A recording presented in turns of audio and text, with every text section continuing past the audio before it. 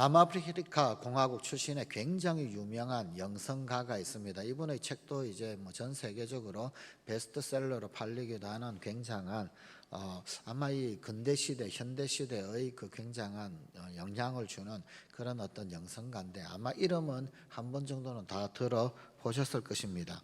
앤드류 머레이라고 하는 영성가가 있습니다. 자, 이분에게 어느 날 참 고민 가운데 있는 고난 가운데 처하고 큰 어려움에 처한 한 사람이 찾아왔습니다. 그리고는 그에게 도움이 될 만한 조언을 구했습니다. 때마침 그 앤드류 머레이가 종이에다가 적어놓은 글들이 있었어요. 자기가 생각을 하고 그리고 또 묵상을 하고 그러면서 이렇게 이리저리 적어놓은 글이 있었는데 그 쪽지 글을 그 사람에게 주었습니다. 거기에는 이렇게 쓰여져 있었습니다. 역경의 시간에 이렇게 말하라. 그분이 나를 여기로 데려오셨다. 내가 이곳에 있는 것은 그분의 뜻이다. 그러므로 나는 여기서 안식할 것이다. 와, 역경 한가운데서 안식하겠다? 도대체 이 정도 수준이 되려면 어느 정도 수준이 되어야 할까요? 그 다음 줄에는 이렇게 쓰여져 있었습니다. 그 다음엔 이렇게 말하라. 그분이 시련을 축복으로 바꾸실 것이고 내가 배워야 할 교훈을 가르치실 것이며 이미 주시기로 작정한 은혜를 내려주실 것이다. 그 시련의 현장, 역경의 현장은 축복의 시간이 될 것이고 그 역경 한가운데서 배움이 있다는 거예요. 배워야 할 교훈이 있다 그 말입니다. 그리고 그 역경의 한가운데서 작정하신 은혜를 주신다. 마지막으로 이렇게 말하라. 나는 하나님의 약속을 따라 하나님의 보호하심 가운데 하나님의 때를 기다리며 여기에 있다. 그 역경 한가운데 하나님의 약속을 따라 하나님의 보호하심 가운데 하나님의 때를 기다리며. 이 머레이의 메모에서 시련을 축복과 은혜의 기회로 성화시키는 그런 지혜가 엿보이지 않습니까? 머레이의 이 지혜는 믿음 위에 뿌리 내린 그런 지혜입니다. 이 믿음의 사람이 아니고서는 이렇게 고백을 할 수가 없는 것이지요. 믿음이 있었기에 이런 지혜가 나타난 것입니다. 물론 또 그 지혜로 인하여서 믿음이 또 더 성장하게 됩니다. 그래서 믿음은 지혜로, 그리고 지혜는 또다시 믿음으로 복된 선순환이 일어나는 것입니다. 본디오 빌라도에게 고난을 받아 십자가에 못 박혀 죽으시고 장사된지라고 하는 이 고백문, 사실 이 고백문은 성경에 기록된 예수님의 순환 이야기, 그 순환 이야기를 아주 간결하게 한 문장에 집약하여서 우리에게 고백을 알려주고 있는 문장입니다. 자, 그런데 예수님께서 순환을 당하신 이유 도대체 무엇입니까? 물론 교리적 신학적으로는 우리의 모든 죄를 용서하시기 위해서입니다. 그런데 역사적으로 그리고 또한 그 당시의 형편 상황적으로는 어떤 일들이 있었습니까? 한마디로 당시 기득권 세력의 비위를 건드려서 반발을 샀기 때문입니다. 그분이 왜 잡히셨는가? 그래서 왜 법정에 서시고 그리고 또 십자가 형 선고를 받게 되셔서 돌아가셨는가? 그것은 기득권층의 반발 그리고 미움을 샀기 때문이더라라는 것입니다. 기쁜 소식을 선포했어요. 여러분, 기쁜 소식에는 누구에게 먼저 달려가느냐 하면요, 묶인 자들, 포로된 자들, 약한 자들, 이들에게 이 기쁜 소식이 먼저 달려간단 말입니다. 그러니까 이 기쁜 소식을 선포하다가 보니까 그야말로 찌들어 사는, 묶여 사는, 억눌려 사는, 그리고 그야말로 그 영혼이 연약하여 꽁꽁 묶여버린 또 육신적 약한 그런 자들, 그들이 대표적으로 그 당시 사회에서 누구냐면은 죄인이라고 손가락질 받는 사람들이었거든요. 세리들 혹은 아니면은 죄인들 혹은 아니면 장녀들, 뭐 이런 밑바닥 인생들, 또 밑바닥 인생들뿐만 아니라 또 로마의 압제 아래 얼마나 많은 사람들이 힘든 그런 시절을 보냈습니까? 그러니까 군중들은 다 좋아했습니다. 그런데 예수님을 좋아하는 사람들이 많아지면 많아질수록 점점점 예수님을 싫어하는 사람들도 함께 나타나기 시작합니다. 바로 율법학자들, 또 바리새인들, 뭐 이런 사람들입니다. 자기들이 선생입니다. 자기들이 교수입니다. 그런데 인기 강사는 예수님입니다. 자기들의 강의를 들어야 되는데 예수님 강의를 듣고 있는 거예요. 이 뒷조사를 해보니까 야 도대체 어디에서 공부했나, 어느 출신인가. 보니까 변변히 공부한 것도 없는 거예요. 학벌도 초라합니다. 그래서 율법학자들은 잔뜩 심통이 났습니다. 바리새인들 역시 마찬가지였습니다. 이 바리새, 이 무슨 뜻이냐면 분리된 자라고 하는 그런 뜻입니다. 율법과 전통에 충실하지 못한 사람들, 그런 사람들과 자기 자신들을 철저히 구별하여 가지고 부정한 자들과 함께 같이 살지 않겠다, 그들에게 섞여 살지 않겠다라고 해서 자신들을 따로 분리시킨 자들, 그게 바리새라는 뜻입니다. 그게 바리새인들인데 자신들만의 폐쇄 집단을 이루는 거지요.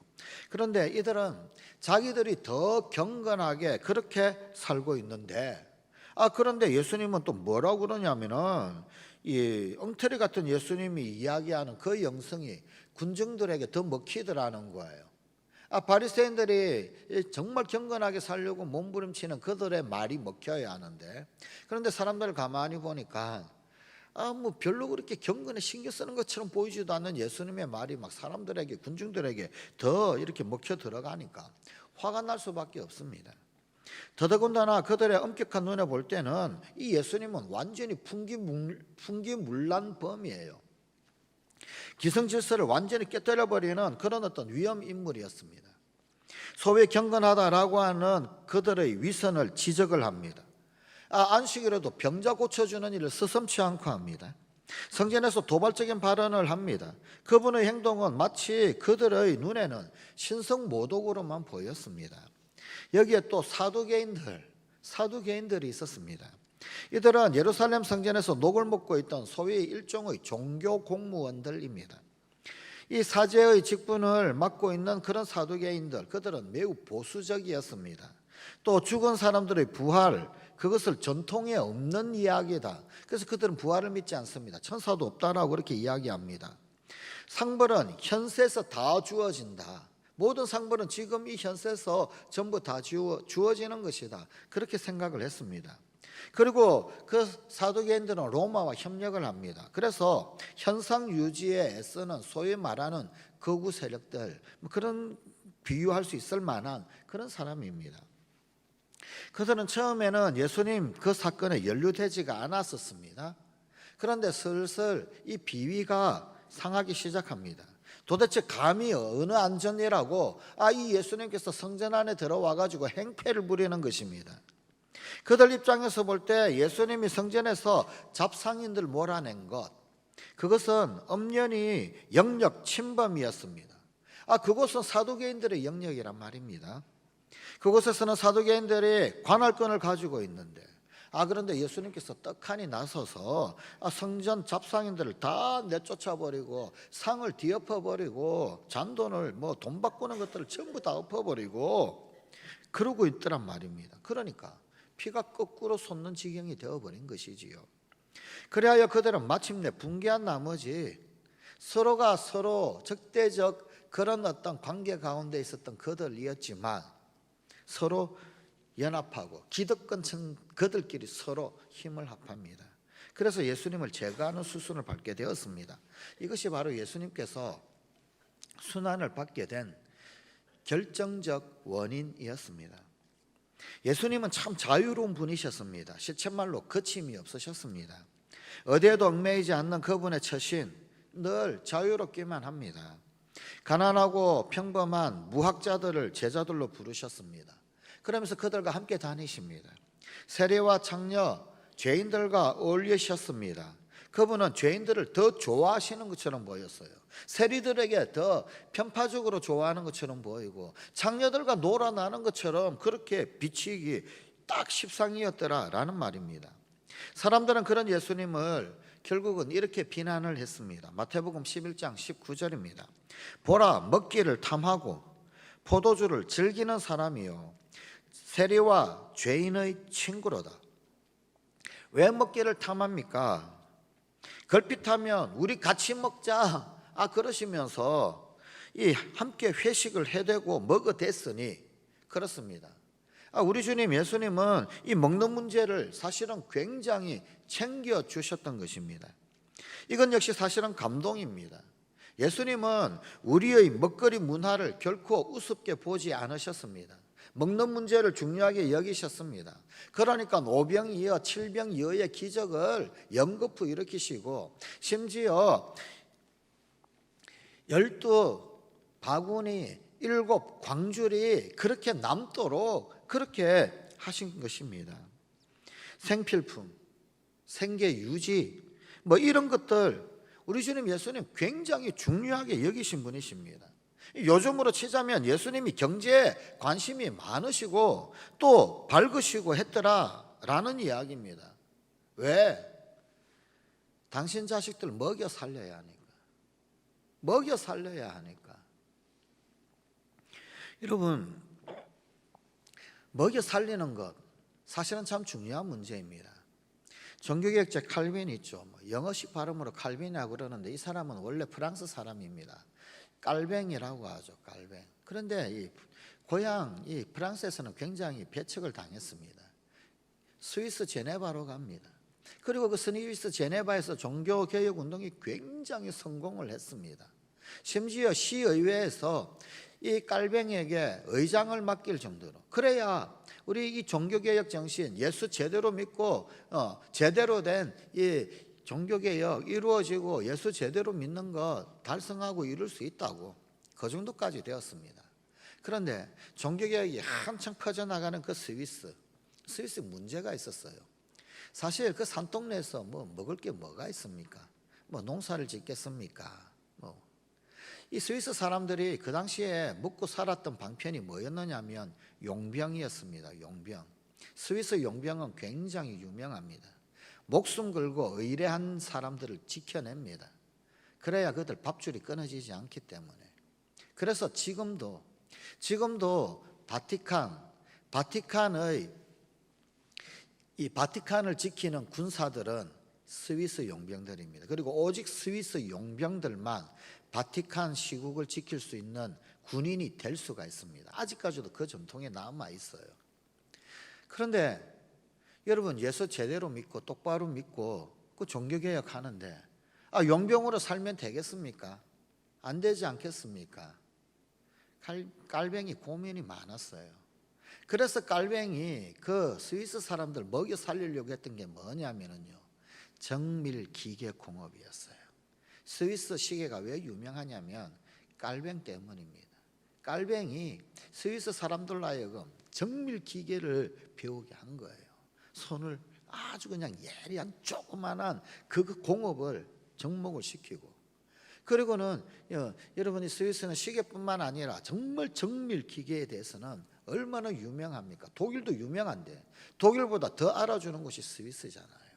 다 깔뱅 특입니다. 그래서 스위스 사람들은 깔뱅을 굉장히 존중합니다. 자기들을 먹고 살 수 있게 만들어줘서. 여러분, 먹여 살려야 합니다. 우리 주님 예수님도 당신을 따르는 자들을 먹여 살리려고 하신 거예요. 5병이요 7병이요 그냥 집에 가가지고 밥 먹고 오라고 그러면 되죠. 그런데 먹여 살려야 하니까 먹는 문제에 대해서 굉장히 중요하게 여기셨던 그런 분이시더라는 거예요. 경제에 관심도 많고 밝으시고, 그래서 당신의 자녀들을 먹여 살리시고. 그런데 사람들은 먹기를 탐하는 자라고, 먹보라고 그렇게 비난을 했습니다. 포도주를 즐기는 사람, 이것은 또 무슨 말입니까? 술꾼이라고 하는 말입니다. 예수님도 기분을 낼 줄 아셨어요. 여기서 얘기하는 술꾼, 이것은요 반주문화소에서의 술꾼입니다. 음료수 대신 포도주를 곁들이셨다라는 이야기입니다. 여러분, 지금도 유럽의 어느 쪽에 여행을 가다 보게 되면은요, 여러분, 이 물이 술보다 더 비싼 곳이 있죠. 음료수보다도 물이 더 비싼 곳이 간혹 있습니다. 물이 좋지 못한 곳. 여러분, 근동 지역 역시 마찬가지, 그렇게 물이 많지 않은 지역입니다. 그렇기 때문에 이 음용 대용으로 포도주를 마시는 거예요. 물 대신으로 포도주를 마시는 겁니다. 여러분, 물을 마음껏 편안하게 마실 수 있는 사람은 정말 부자입니다. 정말 고위직에 있는 사람입니다. 그런데 예수님 낮은 사람들하고 같이 살는데 물은 마셔야 되잖아요. 그런데 물이 귀해요. 물이 없단 말이죠. 포도주를 마신 거예요. 그러니 당연히 우리 주님 예수님은 좀 없는 사람들, 낮은 사람들, 그들과 함께 그렇게 교류를 하였고 먹고 마셨더라는 겁니다. 물론 술을 너무 탐닉하는 것, 그건 문제입니다. 그래가지고 술 취해가지고 곤드레 만들어야 된다면 그건 정말 문제죠. 하지만 예수님은 그들과 어울리기 위해 그들의 눈높이대로 그들의 문화 속에서 그렇게 포도주를 마신 거예요. 그런데 이거를 딱 잡아가지고 뭐라고 하냐면 술꾼이라고. 조금 더 과장해가지고 예수님은 알코올 중독 아니셨어요. 근데 말을 하기는 알코올 중독이라고 그렇게 교묘하게 뒤집어 씌우고 그러는 거죠. 그 다음에 세리와 죄인의 친구, 세리와 죄인의 친구라고 그렇게 손가락질을 했어요. 여기서 말하는 세리, 우리로 치자면은요, 이건 매국노라는 말입니다. 로마 편에 들어가지고 로마에 가는 세금을 거둬들이는 사람이니까, 야, 정말 일본 앞잡이 그런 말이지요. 예수님이 세리들하고 어울렸다라고 하는 것, 여러분 이거 굉장히 예수님이 관용이 있으시고 용기가 있으신 처신을 하셨다라는 것을 보여줍니다. 예수님은 사람들에게 손가락질 받고 그리고 돌멩이 맞는 그런 집단, 그런데 그런 집단들을 동일하게 대하셨어요. 그들의 친구라고 불리워질 정도로 그들 역시 구원의 대상이었기 때문입니다. 저 매국노들도 구원받아야 할 자들, 저 매국노들도 하나님 앞으로 돌아와야 될 하나님의 자녀가 되어야 할 자들, 죄인들이라고 하는 말, 이 죄인이라고 하는 이 말이 유대인들은 종교적인 백성들이어 가지고 사회 문화적인 용어로 죄인이라고 하는 용어를 수시로 사용을 했습니다. 죄가 있어서 죄인 그런 의미도 있지만 종교 문화적인 용어로 죄인이라고 하는 말을 수시로 사용을 했는데 이게 어떤 의미가 있느냐면은 천륜과 인륜을 거슬른 그런 자들, 그런 의미가 있어요. 천륜이고 인륜이고 이런 거 잘 모르는 그냥 이 무식, 무지, 또 나부랭이들 뭐 이런 이 사람들 그냥 다 죄인이라고 부른 거예요. 예수님은 그야말로 어쩌면은 과격하다 싶을 정도까지 그렇게 느껴질 정도로 밑바닥 인생들하고 사이 좋게 지내셨습니다. 이러니까 윗선으로부터 미움을 사게 된 것이었습니다. 예수님에 대한 기득권층의 분노는 이 사람이라고 하는 단어에서 알 수 있습니다. 이 위에 소위 조금 그래도 윗자리에 있는 사람들이 예수님을 뭐라고 부릅니까? 이 사람 이렇게 부르잖아요. 이 사람이 하는 거 보라고. 이 사람. 에케호모라고 하는 말 있죠, 그죠? 저 사람을 보라. 이 사람 혹은 아니면 저 사람. 그런데 사실 이 사람 혹은 아니면 저 사람이라고 하는 이 표현은 무슨 뜻이냐면요, 저작자, 저놈이. 좀 더 적나라하게 표현하면은요, 저 XX가 이런 표현입니다. 사실은. 그러니까 예수님을 그렇게 불렀던 거예요. 그만큼 사람들의 이 적개심, 이 기득권자들의 적개심이 차오르고 있었습니다. 예수님의 전생애와 활동은 결정적인 때에 맞추어져 있었습니다. 이 때는 철저하고 완전한 실패의 시간입니다. 이 때는 죄로 가득 차고 하나님을 거역하는 세상을 위해서 고난을 받으실 바로 그 시간이었습니다. 예수님은 이것을 예감하고 있었습니다. 누가복음 22장 53절입니다. 그러나 이제는 너희 때요 어둠의 권세로다.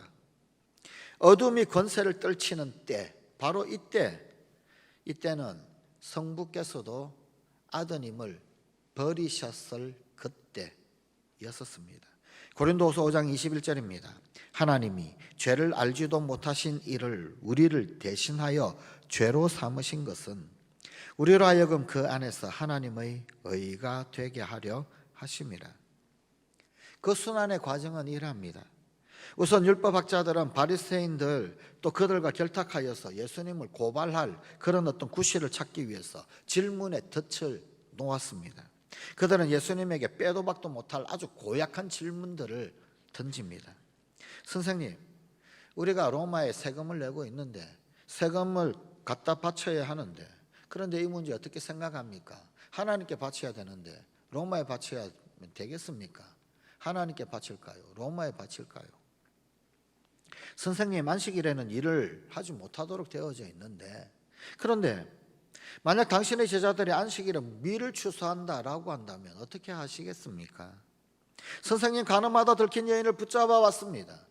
우리가 지키는 모세율법은 돌로 쳐 죽이라고 그랬는데 선생님 생각 어떻습니까? 예수님을 궁지에 몰아넣으려고 하는 이런 질문들, 이것은 오히려 예수님에게 저들의 문제를 더더욱 부각시키고 확연하게 드러내어 줄 수 있는 기회가 되어버렸습니다. 그래서 당하는 것은 번번이 오히려 시비를 걸어오는 그런 쪽이었습니다. 그러니 이렇게 당하기만 하고 있으니 저들의 심사가 절대로 고울 리가 없지 않겠습니까?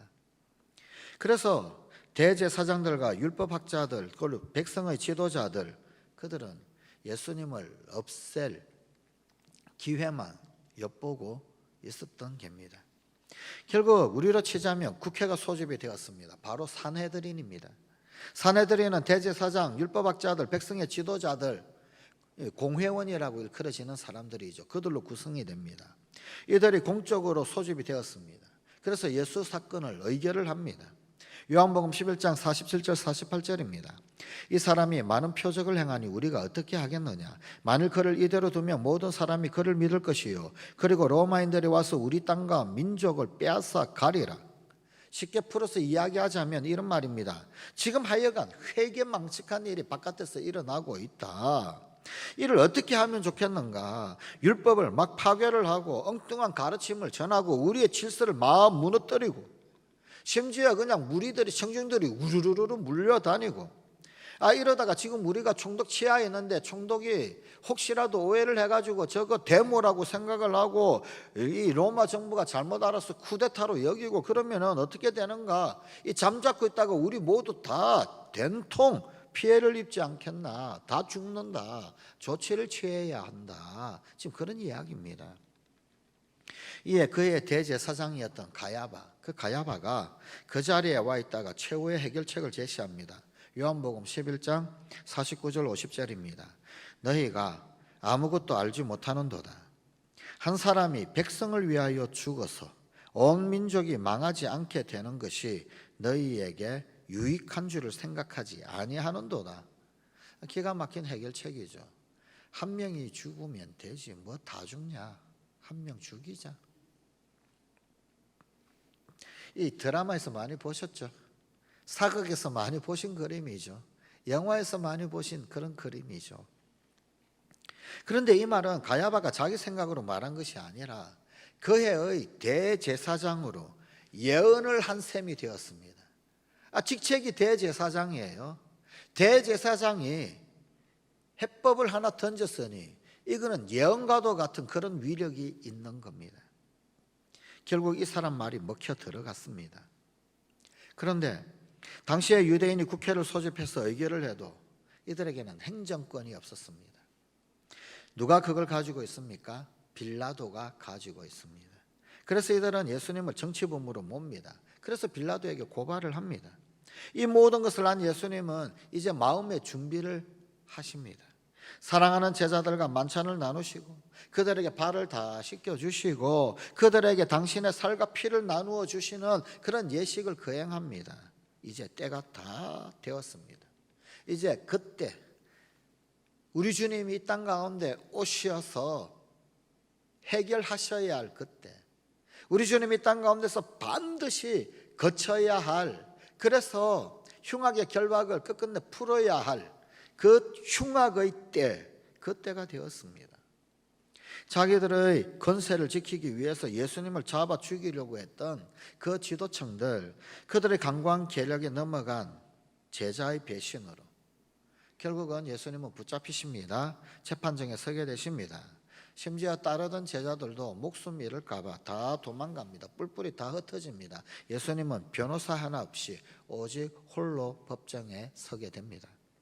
고발장에 이렇게 적혀 있습니다. 성명 예수, 고향 나사렛, 출신 나사렛, 뭐 혹은 아니면 주소, 죄명 유대인의 왕, 백성들을 선동한 정치범, 구형, 사형, 특히 십자가형. 고발 이유, 조상대대로 이어져온 신앙 전통에 대한 과격한 비판, 성전 영역 침해 및 난동, 풍기문란 및 민중 선동. 로마 총독과 이스라엘 왕은 책임을 면하려고 판결을 서로에게 미루었습니다. 그러나 끝까지 예수님을 고발하는 그 종교 지도자들의 속셈을 결국 이기지 못하여 빌라도는 어쩔 수 없었습니다. 게다가 자신들을 해방시켜줄 메시아로 기대를 하다가 배신감 같은 것 느끼고 실망해버린 군중들, 그들은 마지막에 죽이시오 하고 외쳐댔습니다. 결국 지배국 로마 총독 빌라도는 사형 선고를 내립니다. 예수님은 정죄범이나 살인죄를 저지른 극악무도한 강도들에게 주어지는 십자가형에 처해집니다. 예수님이 십자가형을 받았다라고 하는 것은 정치범이다 그런 뜻입니다. 그게 아니면 강도. 그래서 예수님 옆에 강도들이 십자가에 함께 달리셨죠. 아무에게나 십자가형 하는 게 아닙니다. 강도가 아니었다. 그러면 뭘 말할까요? 우리 주님은 정치범으로 십자가에 달리신 것입니다. 요한복음 19장 17절에서 19절의 말씀 오늘 본문입니다. 예수께서 자기의 십자가를 지시고 해골 히브리 말로 골고다이라 하는 곳에 나가시니 그들이 거기서 예수를 십자가에 못 박을새 다른 두 사람도 그와 함께 좌우편에 못 박으니 예수는 가운데 있더라. 빌라도가 패를 써서 십자가 위에 붙이니 나사렛 예수 유대인의 왕이라 기록되었더라. 이게 정치범이다 라는 말입니다. 숨을 거둔 예수님에게는 이 세상 가운데 오실 때처럼 세상 떠나실 때도 머리 두실 곳이 없었습니다. 올 때뿐입니까? 사셨을 때도 머리 둘 곳이 없다. 오죽하면 인자는 머리 둘 곳이 없다. 돌아가셨을 그때도 머리 둘 곳이 없으셨어요. 다행히, 천만 다행히 공회원이었던 아리마대 출신의 요셉, 그 요셉이 예수님의 시체를 거두었습니다. 마가복음 15장 16절입니다. 요셉이 세마포를 사서 예수를 내려다가 그것으로 싸서 바위 속에 판 무덤에 넣어두고 돌을 굴려 무덤 문에 넣으매. 그런데 사실 이 무덤조차도 예수님의 무덤이 아니라 아리마대 요셉 자신의 무덤이었던 거죠. 남의 것이었습니다. 우리는 사도신경을 고백을 하면서 이 모든 과정, 전 과정을 고난을 받아 십자가에 못 박혀 죽으시고 장사한지라고 하면서 아주 담담하게 고백을 합니다. 그런데 이 요약 고백을 할 때마다 사실은 예수님이 이 골고다 순환 여정에 담긴 엄청난 슬픔의 무게가 이 짤막한 한 문장 안에 고스란히 담겨져 있더라는 겁니다. 여기에는 억울함도 있고 모함도 있고 치가 떨리는 치사함도 있고 정말 안 입고 온 사람으로서 가장 조잡한 업무들이 모조리 깔려 있는 거예요. 그 수치, 그 부끄러움, 그것들이 일일이 그 속에 다 담겨 있는 겁니다. 그 모든 것들을 짊어지시고 우리 주님이 십자가를 지신 것입니다. 그런데 이 사실을 꿰뚫어서 정확하게 보고 있다면 우리는 이 문장을 주님 앞에 고백 올려드릴 때마다 사실은 우리의 치사함을 올려드리고 있는 거예요. 우리의 치사함에 부끄러워할 줄 알아야 합니다. 우리의 그 겉모술수 난무함에 대하여 정말 부끄러워할 줄 알아야 합니다. 이 조잡한 모든 그 행위들이 이 밑바닥에 고스란히 녹아있음을 꿰뚫어 보고 주님 앞에 부끄러워할 줄 알아야 합니다. 부끄러워할 줄. 이 고백의 문장은 우리 주님의 순환을 담담히 고백하는 문장이지만 그 주님의 순환에는 정말 이루 말할 수 없는 치사함에 쪄들어 있는 우리 인간의 모습이 고스란히 녹아있는 그런 고백의 문장입니다. 그러니 이런 고백을 주님 앞에 예배 때마다 올려드리는 자가 뭐 잘났다고, 뭘 잘했다고, 뭘 나의 의로움을 드러내고 그럴 수 있겠습니까?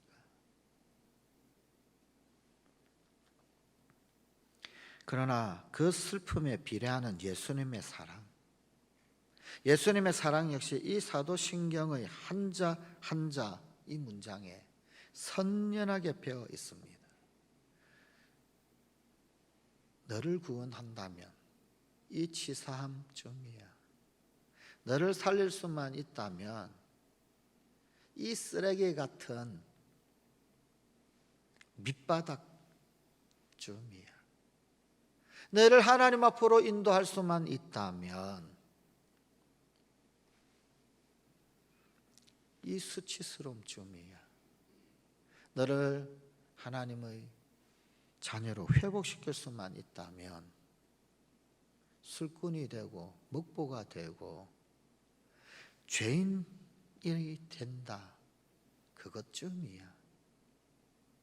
우리 주님의 은혜가 고스란히 이 사도신경의 고백문 안에 한자 한자 배어져 있는 겁니다. 다시금 앤드류 머레이의 글을 읽어드립니다. 십자가 사랑을 받은 성관가족 여러분, 이 글들을, 이 말들을 다시 한번 곰곰이 되새기십시다. 역경의 시간에 이렇게 말하라. 그분이 나를 여기로 데려오셨다. 내가 이곳에 있는 것은 그분의 뜻이다. 그러므로 나는 여기서 안식할 것이다. 그 다음엔 이렇게 말하라. 그분이 시련을 축복으로 바꾸실 것이고 내가 배워야 할 교훈을 가르치실 것이며 이미 주시기로 작정한 은혜를 내려주실 것이다. 마지막으로 이렇게 말하라. 나는 하나님의 약속을 따라 하나님의 보호하심 가운데 하나님의 때를 기다리며 여기에 있다. 우리 주님 예수님께서 가장 비열한 십자가, 그 십자가를 통하여 하늘 사랑, 하늘 은총, 하늘 자비를 온전히 내리시고 이루시고 성취하신 것처럼 우리 역시 가장 치사한 십자가, 그러나 그 십자가가 은총의 십자가로 바뀔 것을 소망하며 기대하며 오늘도 묵묵히 주님 뒤를 따를 수 있는 우리 성관 가족들이 되십시다.